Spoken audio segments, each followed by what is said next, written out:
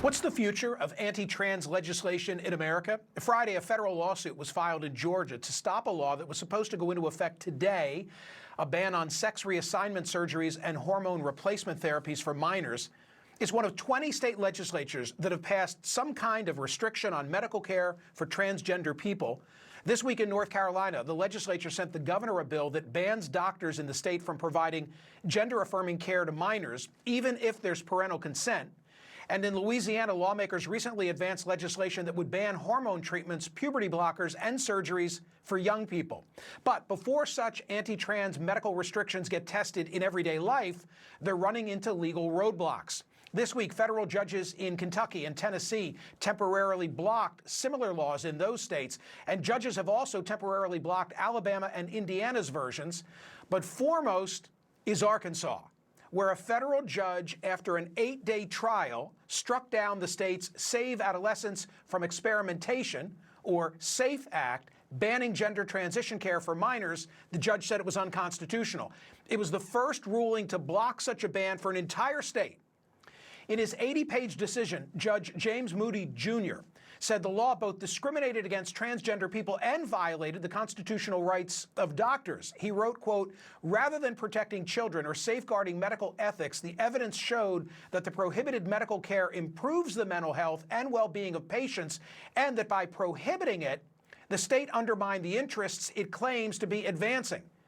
He added, "There's nothing unique about the risks of gender-affirming medical care for adolescents that warrants taking this medical decision out of the hands of adolescent patients, their parents, and their doctors." He also dismissed most of the state's expert witnesses as unqualified, saying their opinions were, quote, "grounded in ideology rather than science."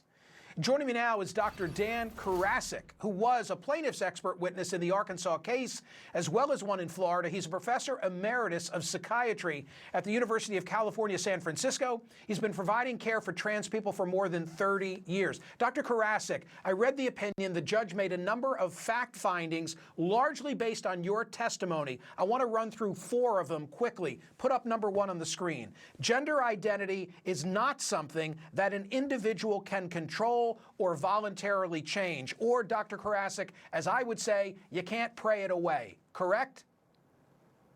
Yes, gender identity is a deeply felt sense of being male, female, or another gender. It's not something where someone can just decide one day that they're not going to be transgender.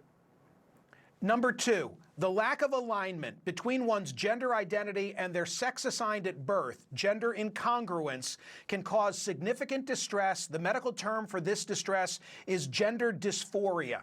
Point I take away is it's a recognized medical condition, the sort of thing that you find in the DSM. True? Yes, it's a gender dysphoria is a diagnosis in the DSM-5. Number 3, gender dysphoria is a serious condition that, if left untreated, can result in other psychological conditions, including depression, anxiety, self-harm, suicidality, and impairment in functioning. My takeaway, doing nothing is not an option. You would say what?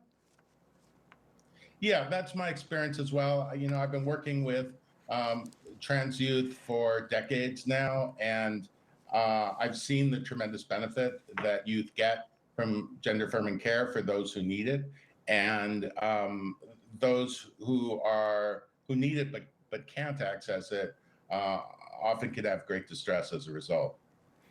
The 4th finding of fact that I pulled out of the opinion, based on your testimony, it is widely recognized in the medical and mental health fields that for many people with gender dysphoria, the clinically significant distress caused by the condition can be relieved only by living in accordance with their gender identity, which is referred to as gender transition, meaning relief comes when you live your identity.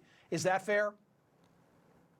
Yeah, I think that's fair as well. For those people who have persistent gender dysphoria and are having distress and impairment as a result, for many of those people, transitioning is necessary to provide relief from that distress. A concern that I think some parents have, and some of the proponents of the bills that I just described, is that social influence is going to be outcome determinative. So to you as a practitioner, how do you weed out social influence, peer pressure? This is just a fad type of thing. So we make a diagnosis of gender dysphoria, which includes 6 months of clinically significant distress or social or occupational impairment. So it's not just that someone learns that there are transgender or non-binary people in society and is contemplating that as an identity. It's that they are having distress about the difference between their gender identity and their sex assigned at birth. That's going on for months or years and is really impairing their lives. How often in your practice, I'm limited on time, so a short answer would be appreciated. How often in your practice, for decades, thousands of trans patients, have you encountered regret? The regret's rare, and when I've encountered it, it's people have sometimes had regret about losing their job, losing their family, other aspects of societal discrimination that they weren't prepared for. But I don't see regret of people who make a binary transition and then regret doing so. Thank you, Dr. Karasik. Thanks for allowing me to quickly run through as much of the factual predicate as I could get to. Thank you. Checking in on your social media comments. What do we have?